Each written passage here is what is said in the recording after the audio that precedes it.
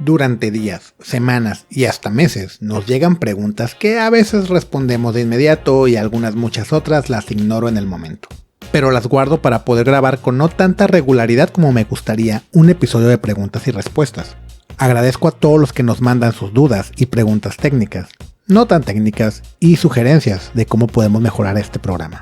No duden en seguir enviándolas. Bienvenidos a Incervecio Felicitas, tu podcast cervecero regiomontano favorito, en donde cada programa hablaremos a profundidad con profesionales de la industria y expertos sobre diversos temas relevantes, actuales e importantes para los consumidores, productores y amantes de la cerveza. Soy su anfitrión, Slem Torres, y les doy la bienvenida a este episodio. Y bueno, a falta de invitado esta semana, vayamos directo a los chingazos con las preguntas. Nos preguntan: ¿cuánto tiempo necesito para hacer un hidromiel? Y así como hay cheves con adjuntos, ¿también se puede hacer hidromiel con adjuntos? La verdad es que con un mes puedes tenerla sin mayor problema, peligro y un poco antes, si no es de alto alcohol. Lo que puede tardar más es cuestión de la claridad, de clarificarla, pero si es clarificante, esto acelera mucho el proceso. De hecho, mi clarificante favorito en casero es la grenetina, es bastante económica, fácil de conseguir. Si eres vegano, pues a lo mejor, o vegetariano, te puede causar ahí un poquito de conflicto el usarla. Y a nivel profesional, pues es el Biofine. También se puede usar a nivel casero, pero usualmente los volúmenes que se usan o con el que lo consigues suelen ser muy altos. Entonces para casero suele ser demasiado producto, ¿no? Y de los adjuntos, pues sin duda, de hecho es muy común. En Estados Unidos, de hecho, son muy caras cuando le ponen así. Es muy común. Es más, yo he probado unas muy buenas con chile que me parecen impresionantes, me parece muy increíble el resultado. Y de hecho, en realidad, la hidromiel está muy subcosteada en México a comparación de lo que se ve en otros países. Creo que sí es demasiada accesible o no se paga lo suficientemente bien como en otros lugares. Y bueno, me preguntan: ¿qué tanto sabor, o mejor dicho, qué aporta una cerveza nitrogenada?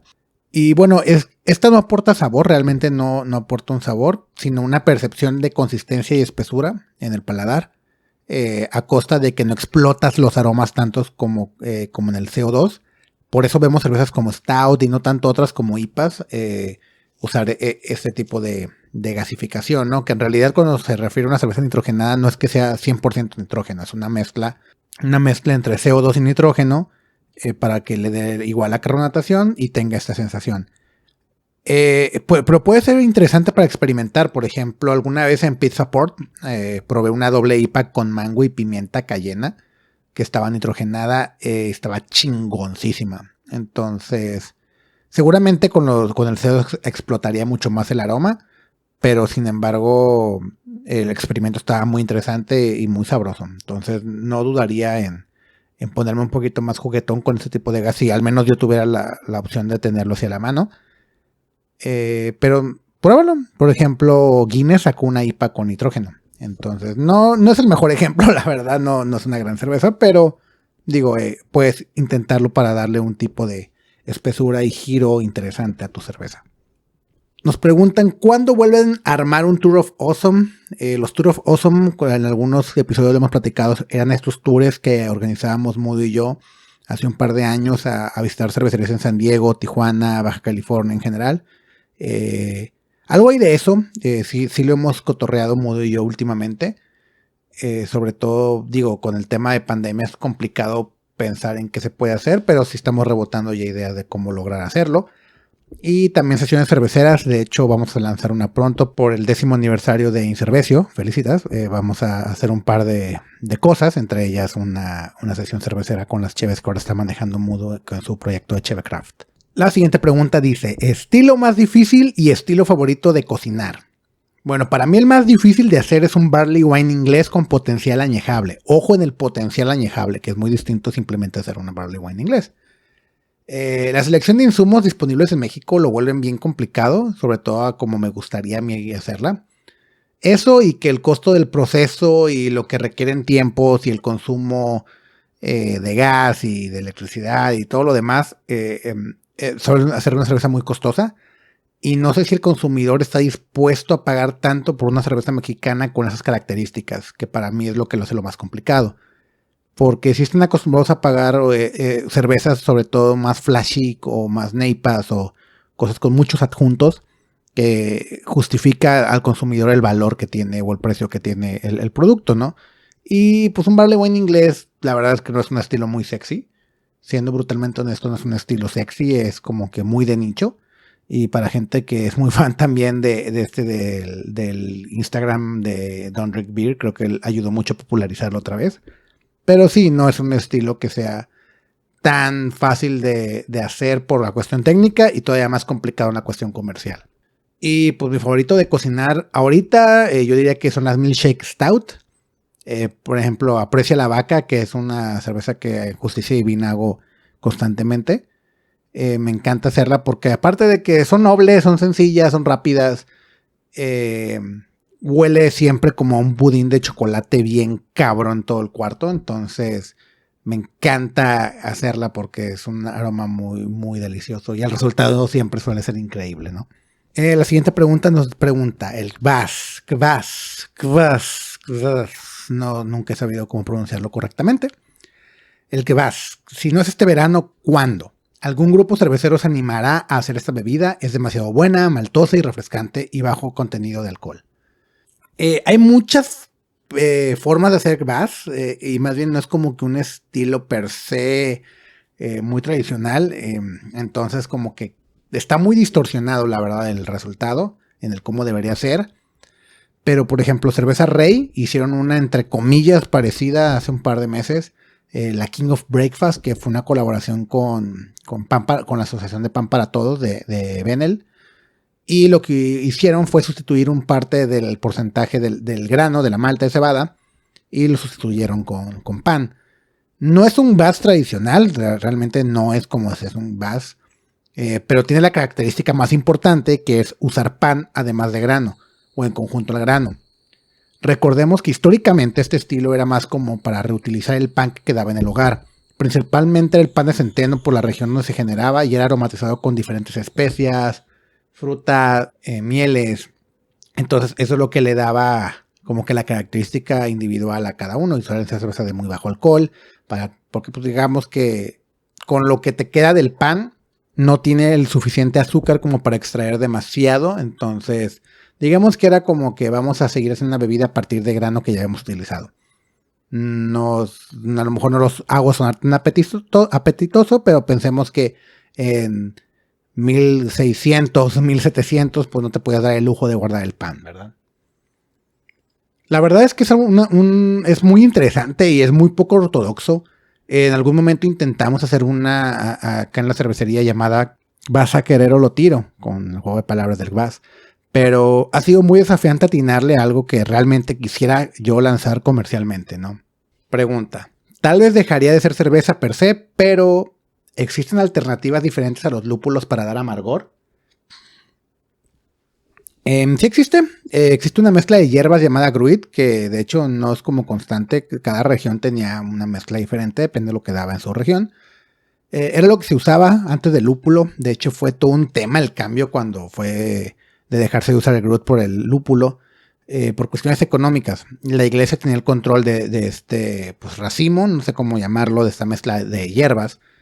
Y cuando se empieza a usar el lúpulo en sustitución, hacen una campaña muy agresiva para pues, decir como que no era lo adecuado, ¿no? Que era maligno. Y no era tanto por la parte espiritual o porque realmente creyeran que algo decían en sus escritos, simplemente era por cuestión de control económico. Entonces es muy interesante cómo la economía, las leyes, la religión empezaron a moldear los caminos en lo que se terminaría transformando la industria cervecera. Es muy común también usar el abeto. De hecho, existe un estilo como tal llamado el Spruce Beer que utiliza abeto. Y dato chistoso, este tipo de abetos también se da aquí en la sierra entre Coahuila y Nuevo León. Entonces también podemos hacerlo como regional. Y no es nada tradicional, y de hecho no he escuchado a nadie que lo haya hecho, pero me ha dado la curiosidad de intentarlo. Usar el chaparro amargoso, o chaparro prieto amargoso, lo conocen otros, que es un arbusto que da unos frutos rojos que son muy amargos como la chingada, y es regional, es de aquí de la zona. Puede ser una opción interesante también para explorar por cuestiones académicas, pero como sustituto per se para el amargor, digo, puedes encontrar maneras. pero para aromas, sabores, yo creo que va a ser mucho más complicado. Y la siguiente pregunta dice, si pudieras recrear una cerveza que admires de esas míticas, ¿cuál sería? Definitivamente Das Wunderkind de Jester King es probablemente mi cerveza favorita y yo hago una inspirada en ella, pero se mantiene solo como proyecto personal, no la hemos lanzado comercialmente. Y pues bueno, realmente es una beer de coupage, que es una mezcla de una saizón fresca con una saizón añejada y madurada con un cultivo de bacterias. Y luego será hopeada y básicamente yo hago lo mismo sin la parte de añejar en barrica porque yo no tengo barricas pequeñas ni tanto como espacio como para tener barricas como ellos. Y la verdad es que definitivamente no me queda igual, me queda años luz de lo que puede llegar a ser mi beer de coupage con la Das Wunderkind, pero mitiga mucho las ganas y sí creo que es la cerveza que más me gusta hacer y que más disfruto y de mis favoritas. Entonces yo creo que sería esa, o sea, me empujaría por hacerla cada vez mejor, que de hecho lo intento. Y pues bueno, otras grandes menciones sería la White de Allagash, sin duda es la mejor wheat beer que he probado, o al menos mi favorita. Es una cerveza que puedes tomar por litros y litros y litros y ya la puedes encontrar hasta en lata. Y Allagash en general es otra de mis cervecerías súper favoritas por cómo manejan ellos todo el tema del saison.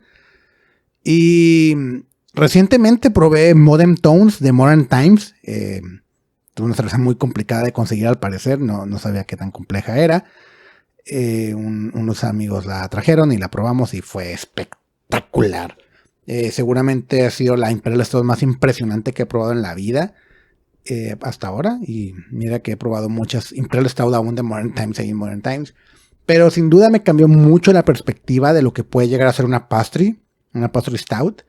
Y de hecho enfocaré mucho de mi proceso a pulir mi técnica en esos estilos y ahora sí que pues, por probar esta cheve, ¿no? Entonces sí, yo creo que esas serían mis tres al menos así como que de bote pronto. Y bueno, la siguiente pregunta es, ¿cuál es el máximo de tiempo que en condiciones teóricas de temperatura estable han guardado una cerveza de guarda, valga la redundancia? Y si valió la pena.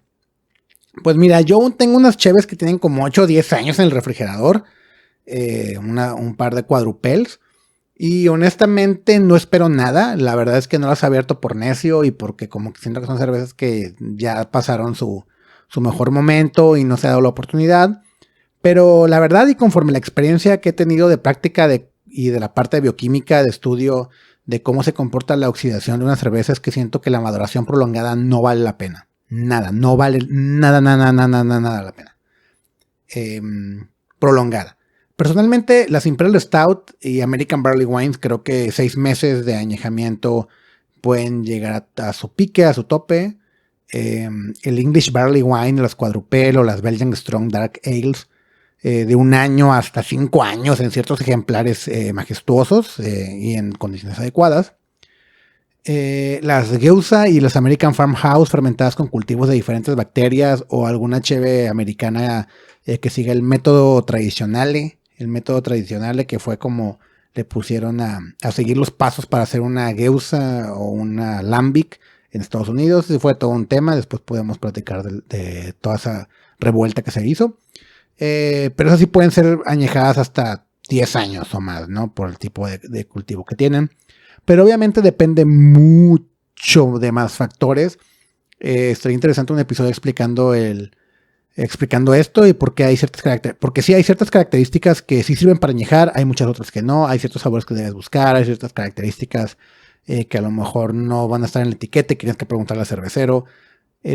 Yo personalmente en Justicia Divina hay cervezas que sí hacemos ahí la marca cuando la lanzamos de que estas sí las sugerimos añejar y hay muchas otras que decimos, esta no es para añejar, ¿no?